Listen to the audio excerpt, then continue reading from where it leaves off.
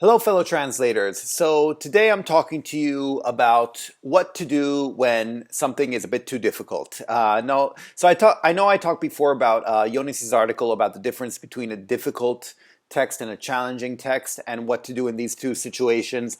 And so I wanted to talk a bit more about that because uh, basically people are wondering, so what do I do if the text is too difficult for me? And because I feel like I'm going to lose a job, and so how do I handle that?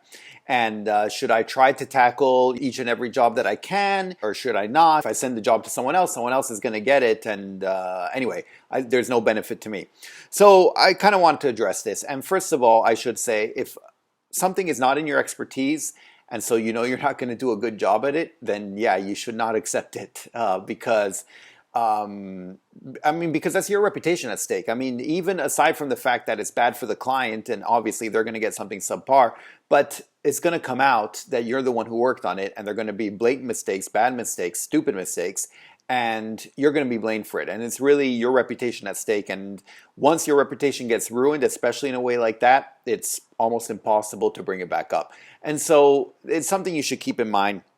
But I do think it can be an opportunity sometimes. And so I wanted to talk to you a bit about what I do when I come across, or when I get a request, say, for a text that is not part of my expertise. And I do this, as a freelance translator, but also as an agency. And the main thing is with medical texts. People will contact me and say, oh, we need this medical text translated from this and that language. And to which I refuse, and I say, sorry, we don't specialize in medical texts. We do your financial and legal translations, but it's not something we can do. Now, over time, I've come to know a couple people who are pretty good at medical translations. So depending on the language combination or what exactly it is, then I will say, oh, but I do know someone who's pretty good at medical translations, and I can give you their contact details. Usually, if I can, I try to contact that person first and say, hey, I just got this request. Do you think it's something you might be interested in? Obviously, I don't send them the file or something because you never know if it's confidential, but I kind of try to make sure it's okay for both parties, and then I put them in touch. So you can certainly do something like this. And the reason I do this is because I feel, even though I don't get the job, and in fact, I send it over to someone else, I still have... I still come off as very professional and honest and with integrity. And that's quite an important thing. And I've mentioned this many times before, but when you're working online, when you're sort of anonymous, when people don't meet you face to face, the fact that you can show honesty, trustworthiness, and integrity is something very important. And so anytime I do that, I kind of see it as an opportunity to show how trustworthy I am. And so the email will be like that. It'll be very honest, and it'll be like, I'm sorry, this isn't one of the things we do. We do specialize in legal and financial translations, but we don't do these, and so I'm very sorry about that. However, there's someone I know who's worked on other stuff before and has been very good, and so I'll be happy to put you in touch. And they're very happy with me, even though I have not done one translation for them. They're very happy with me. They haven't paid me either, but I know that they'll keep me in mind in the future because they at least know that I have integrity and I'm honest. Now, another thing you can do, and so this happened recently as well. I got something that required handwriting. Well, it was handwriting, and it required reading the handwriting, and it was impossible to read. I was going through it, and I couldn't make head or tail of it. And it was Italian to English. It was my language combination. So I kind of looked at it, and I was trying to look at this way, that way, and everything, and I couldn't figure it out.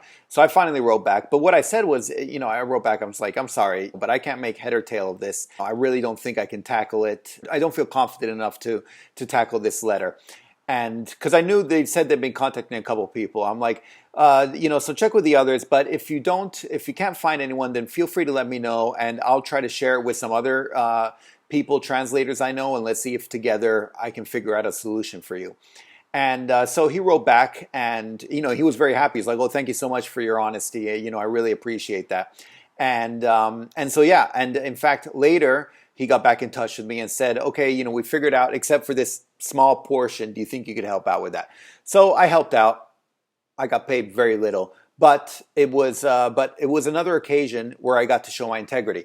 And I should have made a list or something, because I know I've gotten clients this way, and this was more in the past when I was doing my own translations. The times that I did show integrity, I've been contacted, a couple months sometimes down the line by the same translator, say, oh, now we have something legal or financial text that needs translated. Do you think you can help out? Because right away they know they can trust me in that sense.